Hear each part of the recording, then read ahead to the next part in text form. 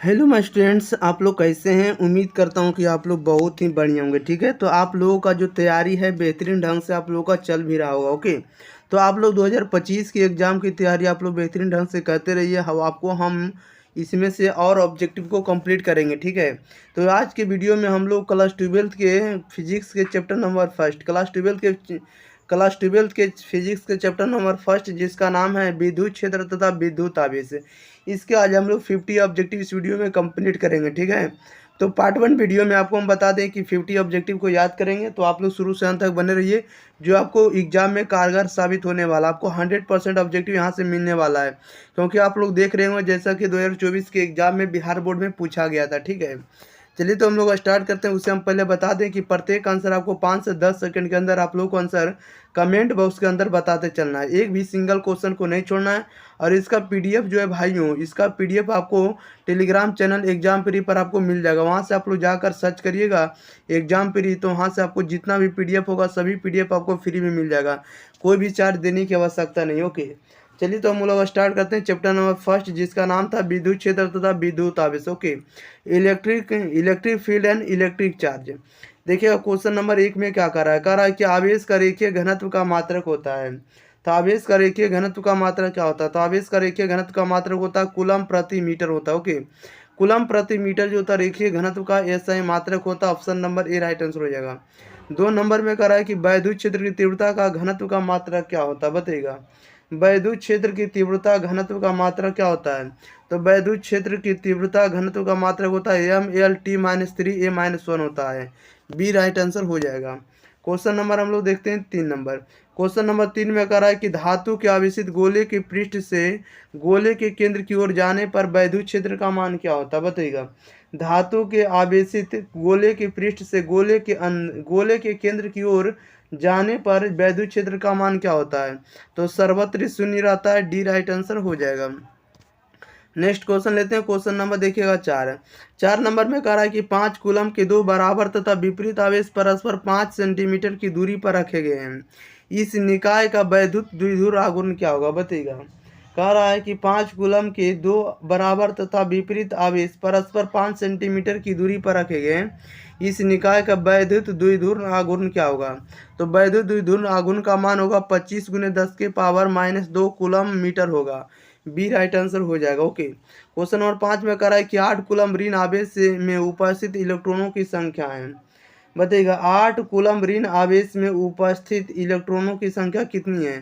तो 5 × 10⁻19। Option number A right answer हो जाएगा। नेक्स्ट क्वेश्चन देखते हैं। क्वेश्चन नंबर देखिएगा 6। क्वेश्चन नंबर 6 में कह रहा है कि वायु में स्थिर इकाई धनावेश से निकलने वाले संपूर्ण विद्युत फ्लक्स का मान क्या होगा, बताइएगा। वायु में स्थिर इकाई धनावेश से निकलने वाले संपूर्ण विद्युत फ्लक्स का मान क्या होगा? तब विद्युत फ्लक्स का मान होगा F∼0 ऑप्शन नंबर इसका क्या हो जाएगा? बी राइट आंसर हो जाएगा, या तो कह सकते हैं प्रति F∼0। नेक्स्ट क्वेश्चन लेते हैं। क्वेश्चन नंबर देखिएगा आप लोग 7 नंबर में देखिए क्या कर रहा है कि आवेश का परिमाणीकरण दर्शाता है कि, बताइएगा। आवेश का परिमाणीकरण जो है क्या दर्शाता है? तो यह दर्शाता है कि आवेश जो एक इलेक्ट्रॉन पर आवेश का एक अंश है, यह संभव नहीं है। ऑप्शन नंबर इसका ए राइट आंसर हो जाएगा। नेक्स्ट क्वेश्चन लेते हैं। क्वेश्चन नंबर देखिएगा 8। क्वेश्चन में 8 में कह रहा है कि वैद्युत क्षेत्र रेखाओं से जानकारी प्राप्त होती है, बताइएगा।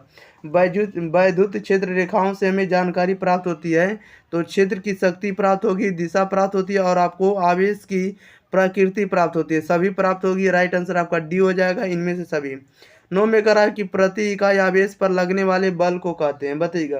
प्रति इकाई आवेश पर लगने वाले बल को क्या कहते हैं? तो वैद्युत क्षेत्र कहते हैं। सी राइट आंसर हो जाएगा। नेक्स्ट क्वेश्चन लेते हैं। क्वेश्चन नंबर देखिएगा 10 नंबर में देखिए क्या कह रहा है कि 2 विद्युत आवेशों के बीच लगने वाले बल को नियंत्रित करने वाले नियम कहा जाता है, बताइएगा। 2 विद्युत आवेशों के बीच लगने वाले बल को नियंत्रित करने वाले नियम को क्या कहा जाता है? तो कूलम्ब का नियम कहा जाता है। Option number D right answer हो जाएगा। नेक्स्ट क्वेश्चन ले लेते हैं। क्वेश्चन नंबर देखिएगा आप लोग 11 नंबर। अब आप लोग 11 नंबर का आंसर बताइएगा। एक सिंगल क्वेश्चन भी आपको नहीं छोड़ेंगे और आपको 100% ऑब्जेक्टिव एग्जाम में लड़ाकर आपको दिखाएंगे, ठीक है। इसलिए आप लोग शुरू से अंत तक बने रहिए और आपको जो भी बताएंगे ऑब्जेक्टिव उसका आंसर आप लोग कमेंट बॉक्स में जरूर बताइए और किस प्रकार की वीडियो चाहिए ये भी आपको कमेंट बॉक्स में बताना है। ओके, 11 में कह रहा है कि दो आवेशों के बीच विद्युतीय बल एवं गुरुत्वीय बलों के अनुपात निम्न में से किस रूप में होता है, बताइएगा। दो आवेशों के बीच विद्युतीय बल एवं गुरुत्वीय बलों के अनुपात निम्न में से किस रूप में होता है? तो यह होता है 10⁻42 के रूप में। ओके, क्वेश्चन नंबर 12 में करा बिंदु बिंदु आवेश के कारण आर दूरी पर विद्युत विभव का मान है, बताइएगा। बिंदु बिंदु आवेश के कारण आर दूरी पर विद्युत विभव का मान क्या होगा? तो विद्युत विभव का मान होता है आर के व्युत्क्रमानुपाती होता है। ओके, आर के क्या होता है? व्युत्क्रमानुपाती होता है। ओके, याद रखिएगा आर के क्या होता है? व्युत्क्रमानुपाती होता है। क्वेश्चन नंबर लेते हैं हम लोग 13 नंबर। क्वेश्चन नंबर 13 में कह रहा है कि हवा में एप्सिलॉन आर का मान क्या होता है? देखिएगा ए वाला रहेगा तो एप्सिलॉन पढ़िएगा, आर रहेगा तो आर पढ़िएगा। इसको पढ़ेंगे एप्सिलॉन आर पढ़ेंगे। अगर ए वाला रहेगा तो एप्सिलॉन पढ़ेंगे और जीरो रहेगा तो एप्सिलॉन नोट पढ़ेंगे। ओके, क्वेश्चन नंबर 13 में कह रहा था कि हवा में एप्सिलॉन आर का मान क्या होगा? तो हवा में एप्सिलॉन आर का मान 1 होता है। सी राइट आंसर हो जाएगा। 14 में कह रहा है कि वैद्युत क्षेत्र में एक आवेशित कण पर लगने वाले बल का मान होता है, बताइएगा। वैद्युत क्षेत्र में एक आवेशित कण पर लगने वाले बल का मान क्या होता है? तब बल का मान क्यू ई होता है। आवेश गुने क्या होता है? विद्युतीय क्षेत्र होता है। ओके, इसका राइट आंसर आपका ए हो जाएगा। क्वेश्चन नंबर हम लोग लेते हैं 15 नंबर। 15 नंबर में कह रहा है विद्युत फ्लक्स का यह सही मात्रक है। विद्युत फ्लक्स का यह सही मात्रक होता है वोल्ट मीटर होता है। ऑप्शन नंबर इसका सी राइट आंसर हो जाएगा। 16 में कह रहा है कि संबंध Q बराबर एन ई में निम्नलिखित में यन का मान संभव नहीं है, बताइएगा। यन का मान नहीं संभव होगा। यन क्या है तो आप लोगों को बताना है। तो यन जो इलेक्ट्रॉनों की संख्या है, ओके, और ये इलेक्ट्रॉन है, Q आवेश है। तो बताना आप लोगों को Q बराबर एन ई जो है, एन ई में यन जो होगा, यन का मान कौन सा संभव नहीं होगा? तो यन का मान जो भी दशमलव में मान रहेगा यन का मान संभव नहीं होगा। सी राइट आंसर हो जाएगा। क्वेश्चन नंबर हम लोग लेते हैं 17 नंबर। 17 नंबर में कह रहा देखिएगा, कह रहा है कि आवेश का पृष्ठ घनत्व बराबर होता है। तो आवेश का पृष्ठ घनत्व बराबर होता है, तो आवेश पृष्ठ घनत्व बराबर होता है कुल आवेश बटा में कुल आयतन होता है। इसका राइट आंसर ऑप्शन नंबर क्या हो जाएगा? इसका राइट आंसर ऑप्शन नंबर इसका हो जाएगा बी हो जाएगा, ठीक है। क्या हो जाएगा? बी हो जाएगा। कुल आवेश बटा कुल क्षेत्रफल, ठीक है। कुल आवेश बटा कुल क्षेत्रफल जो होता है पृष्ठ घनत्व का क्या होता है? फॉर्मूला होता है। ओके, क्वेश्चन नंबर देखते हैं हम लोग अगला। क्वेश्चन नंबर कितना नंबर देखेंगे? 18 नंबर। क्वेश्चन नंबर 18 में कह रहा है किसी माध्यम की आपेक्षिक परावैद्युता यानी एप्सिलॉन आर का मान होगा, क्या होगा बताइएगा। किसी माध्यम के आपेक्षिक परावैद्युता का जो मान होता है आपको एप्सिलॉन बटा एप्सिलॉन नोट होता है। ये राइट आंसर हो जाएगा। 19 नंबर में कह रहा है कि पानी का परावैद्युत स्थिरांक होता है, बताइएगा। पानी का परावैद्युत स्थिरांक कितना होता है? तो ऑप्शन नंबर ए हो जाएगा 80 होता है। नेक्स्ट क्वेश्चन लेते हैं। क्वेश्चन नंबर देखिएगा आप लोग 20 नंबर। 20 नंबर में कह रहा है 1/4 pi epsilon note, 1/4 pi epsilon note का मान होता है। 1/4 पाई एप्सिलॉन नोट आर का मान क्या होता है बताइएगा। 1/4 पाई एप्सिलॉन नोट का जो मान होता है वह होता है 9 × 10⁹ न्यूटन मीटर स्क्वायर प्रति कूलम होता है। ओके, प्रति वर्ग coulomb. Option number A right answer हो जाएगा। क्वेश्चन नंबर हम लोग लेते हैं 21 नंबर। देखिएगा 21 नंबर में क्या करा है, आप लोग इसका आंसर जरूर बताइएगा कमेंट बॉक्स में, ठीक है। 21 नंबर देखिएगा। 21 नंबर में प्रश्न में कह रहा है कि निम्नलिखित में कौन सा जो संबंध है सही है, बताइएगा। इसमें से कौन सा जो रिलेशन है सही है आप लोगों को बताना है। निम्नलिखित में से कौन सा सही है? तो सही स्टेटमेंट जो होता है आपको ऑप्शन नंबर ए हो जाएगा। ई बराबर हो जाएगा एफ बटा क्यू हो जाएगा। क्या हो जाएगा? एफ बटा क्यू हो जाएगा। ए राइट आंसर हो जाएगा। क्वेश्चन नंबर देखिएगा आप लोग 22 नंबर। देखिएगा 22 नंबर में क्या कर रहा है। 22 नंबर में कह रहा है कि आवेश की का बीमा है। तो आवेश का बीमा क्या होता है? तो आवेश का बीमा एटी होता है। ए राइट आंसर हो जाएगा। क्वेश्चन नंबर 23 में कह रहा है कि एप्सिलॉन नोट का मान होता है। एप्सिलॉन नोट का मान क्या होता है? तो एप्सिलॉन नोट का मान होता है फ्राइडे प्रति मीटर होता है। ओके, फ्राइडे प्रति मीटर होता है। बी राइट आंसर हो जाएगा। क्वेश्चन नंबर देखिएगा आप लोग 24 नंबर। क्वेश्चन नंबर 24 नंबर में देखिए क्या कर रहा है। 24 नंबर में कह रहा है कि किसी दूरी पर अवस्थित दो आवेशित कण के बीच विद्युत बल एफ है। यदि उनके बीच की दूरी आधी कर दी जाए तो विद्युत बल का मान क्या होगा बताइएगा। किसी दूरी पर अवस्थित दो आवेशित कण के बीच विद्युत बल एफ है। यदि उनके बीच की दूरी आधी कर दी जाए तो विद्युत बल का मान क्या होगा? तो विद्युत बल का मान आपको 4 गुना हो जाएगा, 4F हो जाएगा। ये राइट आंसर हो जाएगा। ये राइट आंसर हो जाएगा। नेक्स्ट क्वेश्चन लेते हैं। क्वेश्चन नंबर देखिएगा 25। 25 नंबर में देखिए क्या कह रहा है। 25 नंबर में कह रहा है किसी बिंदु पर विद्युत क्षेत्र की तीव्रता का मान क्या होगा, बताइएगा। किसी बिंदु पर विद्युत क्षेत्र की तीव्रता का मान क्या होगा, तो विद्युत क्षेत्र की तीव्रता होगा E बराबर F/Q होता है, बी राइट आंसर हो जाएगा। 26 में कह रहा है कि जब किसी वस्तु को आवेशित किया जाता है तो उसका द्रव्यमान क्या होगा, बताइएगा। उसका मास क्या होने वाला है। तो जब किसी वस्तु को आवेशित करेंगे तो या तो वस्तु का द्रव्यमान बढ़ सकता है या तो घट सकता है। ऑप्शन नंबर इसका बिल्कुल डी राइट आंसर हो जाएगा। नेक्स्ट क्वेश्चन लेते हैं। क्वेश्चन नंबर देखिएगा आप लोग 27। 27 नंबर में कह रहा है विद्युतशीलता का यह सहमात्रक होता है। विद्युतशीलता का यह सहमात्रक क्या होता है। विद्युतशीलता का यह सहमात्रक होता है प्रति न्यूटन प्रति वर्ग मीटर और वर्ग क्या हो जाएगा, वर्ग कूलम हो जाएगा। Okay, option number A right answer हो जाएगा। 28 में कह रहा है आवेश का पृष्ठ घनत्व होता है। आवेश का पृष्ठ घनत्व क्या होता है। आवेश का पृष्ठ घनत्व यानी सिग्मा बराबर होता है Q बटा ए होता है, ए राइट आंसर हो जाएगा। ठीक है, आवेश बटा क्षेत्रफल भी जिसे कह सकते हैं। नेक्स्ट क्वेश्चन लेते हैं। क्वेश्चन नंबर देखिएगा 29। क्वेश्चन नंबर 29 में कह रहा है कि विद्युत क्षेत्र ई से लंबवत रखे विद्युत द्विध्रुव का आघूर्ण P है। इस स्थिति में द्विध्रुव की स्थिति ऊर्जा शून्य मान लेने पर ई और P के बीच कोण थीटा की स्थिति में द्विध्रुव की स्थिति ऊर्जा का मान क्या होगा। तो द्विध्रुव की स्थिति ऊर्जा जो होगा आपको माइनस में P' होगा। Option number B right answer हो जाएगा। नेक्स्ट क्वेश्चन लेते हैं। क्वेश्चन नंबर देखिएगा आप लोग 30। कह रहा है कि कूलम बल होता है। कूलम बल को हम लोग क्या कहते हैं, कूलम बल को केंद्रीय बल भी कहते हैं, विद्युत बल भी कहते हैं। इसलिए कूलम बल जो होगा ऑप्शन नंबर इसका बिल्कुल सी सही जवाब हो जाएगा। कूलम बल को केंद्रीय बल और विद्युत बल कहेंगे। ऑप्शन नंबर इसका क्या हो जाएगा, सी राइट आंसर हो जाएगा, ए और बी दोनों।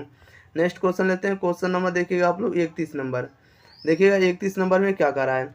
आप लोग 31 नंबर में बताइएगा आंसर क्या कर रहा है। कह रहा है यदि समरूप विद्युत क्षेत्र एक्स अक्ष की दिशा में विद्यमान है तो सम विभव का मान क्या होगा। देखिए XY Z आप लोग याद रखिएगा। ठीक है, XYZ तल होगा। इसमें अगर एक्स अक्ष की दिशा में पूछेगा तो एक्स को काट दीजिएगा, जो बचेगा वही आपका आंसर हो जाएगा। तो YZ बचेगा।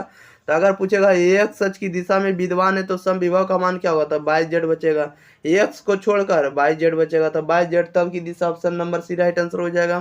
क्वेश्चन नंबर 32 में कह रहा है विद्युत आवेश का क्वांटम ESU में मात्रक क्या होता है। ESU इलेक्ट्रोस्टैटिक यूनिट जिसको कहते हैं। ठीक है, विद्युत आवेश का क्वांटम ESU में मात्रक जो होता है आपको 2.99 गुने 10 के पावर 9 होता है। ओके, ये तो 2.99 गुने 10 के पावर 9 को हम लोग 3 गुने 10 के पावर 9 भी कह सकते हैं। ऑप्शन नंबर इसका बिल्कुल सी से जवाब हो जाएगा।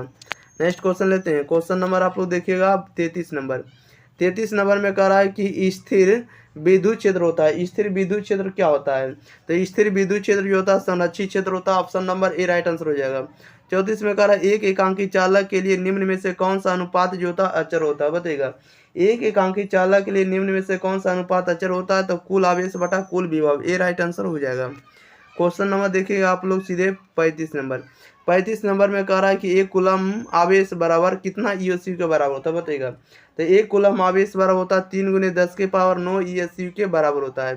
36 में कह रहा है एक विद्युतीय द्विध्रुव दो विपरीत आवेशों से बना है जिनके परिणाम जो है +3.2 गुने 10 के पावर -19 कूलम एवं -3.2 गुने 10 के पावर -19 कूलम है और उनके बीच की दूरी 2.4 गुने 10 के पावर -10 मीटर है। तो विद्युतीय द्विध्रुव आघूर्ण का मान क्या होगा, तब विद्युतीय द्विध्रुव आघूर्ण का मान होगा 7.68 गुने 10 के पावर -19 सेंटीमीटर। इसका राइट आंसर बी हो जाएगा। याद रखिएगा, बहुत बार क्वेश्चन पूछता है वाला। क्वेश्चन नंबर 37 में कह रहा है एक आवेशित चालक की सतह के किसी बिंदु पर विद्युतीय क्षेत्र की तीव्रता का मान क्या होगा, बताइएगा। एक आवेशित चालक की सतह के किसी बिंदु पर विद्युतीय क्षेत्र की तीव्रता का मान क्या होगा, तो विद्युतीय क्षेत्र की तीव्रता का मान सतह के लंबवत होती है, बी राइट आंसर हो जाएगा। नेक्स्ट क्वेश्चन लेते हैं। क्वेश्चन नंबर देखिएगा आप लोग 38 नंबर में कह रहा है विद्युतीय क्षेत्र ई और विभव भी के बीच संबंध होता है। विद्युतीय क्षेत्र ई और विभव भी के बीच संबंध क्या होगा, तो ई बराबर होता है माइनस में dV बटा dx होता है, ए राइट आंसर हो जाएगा। नेक्स्ट क्वेश्चन लेते हैं। क्वेश्चन नंबर देखिएगा आप लोग 39 नंबर।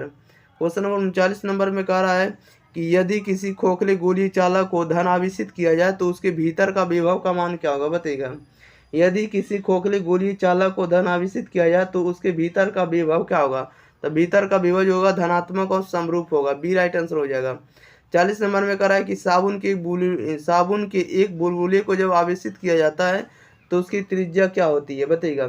साबुन के एक बुलबुले को जब आवेशित किया जाता है तो उसकी त्रिज्या क्या होती है, तो बढ़ती है, option number A right answer हो जाएगा। नेक्स्ट क्वेश्चन लेते हैं। क्वेश्चन नंबर देखिएगा 41 नंबर में कह रहा है विद्युत द्विध्रुव आघूर्ण का यह सही मात्रक होता है। विद्युत द्विध्रुव आघूर्ण का यह सही मात्रक क्या होता है? तो कूलम गुना मीटर होता है। Option number C right answer हो जाएगा। नेक्स्ट क्वेश्चन लेते हैं। क्वेश्चन नंबर देखिएगा 42 नंबर। देखिएगा 42 नंबर में क्या कह रहा है। 42 नंबर में जैसा कि आप लोग देख रहे हैं, कह रहा है कि विद्युत क्षेत्र में प्रवेश करने वाले एक इलेक्ट्रॉन का प्रारंभिक वेग विद्युत क्षेत्र से भिन्न दिशा में है। तो विद्युत क्षेत्र में इलेक्ट्रॉन का पथ क्या होगा बताइएगा। विद्युत क्षेत्र में प्रवेश करने वाले एक इलेक्ट्रॉन का प्रारंभिक वेग विद्युत क्षेत्र से भिन्न दिशा में है। तो विद्युत क्षेत्र में इलेक्ट्रॉन का पथ क्या होगा? तो इलेक्ट्रॉन का पथ जो होगा परिवलय होगा। Option number D right answer हो जाएगा। 43 नंबर में कह रहा है एप्सिलॉन नोट की बीमा क्या होगी? तो एप्सिलॉन नोट की जो बीमा होती है M-1 L-3 T4 A² होता है। बी राइट आंसर हो जाएगा। क्वेश्चन नंबर देखिएगा आप लोग 44 नंबर। 44 नंबर में कह रहा है कि दो सजातीय व बराबर आवेश Q को मिलाने वाली रेखा के बीच में एक अन्य आवेश Q रखने पर निकाय संतुलित हो जाता है, बैलेंस हो जाता है। तो Q का मान क्या होगा बताइएगा। दो सजातीय व बराबर आवेश Q को मिलाने वाली रेखा के बीच में एक अन्य आवेश Q रखने पर निकाय जो संतुलित हो जाता है। तो Q का मान क्या होगा? तो Q का मान होगा माइनस में Q/4 होगा। क्वेश्चन नंबर देखिएगा 45 नंबर देखिए क्या कर रहा है। कह रहा है कि एक स्थिर आवेश उत्पन्न करता है, एक स्थिर आवेश उत्पन्न करता है, एक स्थिर आवेश उत्पन्न करता है केवल विद्युत क्षेत्र को। Okay, option number A right answer हो जाएगा। 40 में कह रहा है निम्नलिखित में किसका अस्तित्व संभव नहीं है बताइएगा। निम्नलिखित में किसका अस्तित्व जो संभव नहीं है? तो 2.4 × 10⁻⁻⁻ में 19 कूलम का जो है अस्तित्व संभव नहीं है। सी राइट आंसर हो जाएगा। क्वेश्चन नंबर देखिएगा आप लोग 47। कह रहा है कि मुक्त आकाश बोले तो फ्री स्पेस की परावैद्युता एप्सिलॉन नोट का मान क्या होगा बताइएगा। मुक्त आकाश की परावैद्युता होती है, तो मुक्त आकाश की परावैद्युता होती है 8.85 × 10⁻12 फ्राइडे प्रति मीटर होगा। इसी राइट आंसर हो जाएगा। 48 में कह रहा है यदि दो आवेशों के बीच की दूरी दुगनी कर दी जाए तो उनके बीच लगने वाला बल हो जाता है बताइएगा। यदि दो आवेशों के बीच की दूरी दुगनी कर दी जाए तो उनके बीच लगने वाला बल हो जाता है। लगने वाला बल जो होगा 1/4 गुना हो जाएगा। सी राइट आंसर हो जाएगा। नेक्स्ट क्वेश्चन देखते हैं। क्वेश्चन नंबर देखिएगा 49 नंबर में कह रहा है कि पी आघूर्ण वाला एक विद्युतीय द्विध्रुव क्षेत्र ई के साथ 90 डिग्री का कोण बनाता है, तब इस पर लगा बल आघूर्ण क्या होगा? तब इस पर लगा बल आघूर्ण का मान होगा पीई होगा। Option number A right answer हो जाएगा। नेक्स्ट क्वेश्चन लेते हैं। क्वेश्चन नंबर देखिएगा 50। लास्ट क्वेश्चन लेते हैं इस वीडियो में। पार्ट 1 में 50 से क्वेश्चन रहने देते हैं, अगले वीडियो में हम लोग नेक्स्ट क्वेश्चन को कवर करेंगे। 50 में कह रहा है कि ई तीव्रता के विद्युत क्षेत्र P में द्विध्रुव आघूर्ण वाले विद्युत द्विध्रुव पर लगने वाला बल आघूर्ण का मान क्या होगा? तो बल आघूर्ण का मान P×E होगा। Option number A right answer हो जाएगा। ओके, सदिश P×E याद रखिएगा, ए राइट आंसर हो जाएगा। चलिए, तो इस वीडियो में आपको 50 के 50 ऑब्जेक्टिव हम आपको याद करवा दिए, ठीक है। तो आप लोगों को क्या करना है, इस वीडियो को पहले नंबर आपको एक बार वीडियो को शेयर कर देना है। अगर आप लोग इस वीडियो पर पहली बार आए हैं, चैनल को सब्सक्राइब नहीं किए हैं, तो आप लोग जरूर सब्सक्राइब कर दीजिए और अपने छोटे भाई को एक बार जरूर सपोर्ट करिएगा, ठीक है। इस वीडियो को आपको शेयर कर देना है और चैनल को सब्सक्राइब कर देना है। मात्र आपको इतना ही काम रहेगा, इतना तो आप एक छोटे भाई की तरफ से कर ही सकते हो, ठीक है। तो मिलते हैं हम लोग अगले वीडियो के साथ, तब तक के लिए thank you for watching this video. धन्यवाद।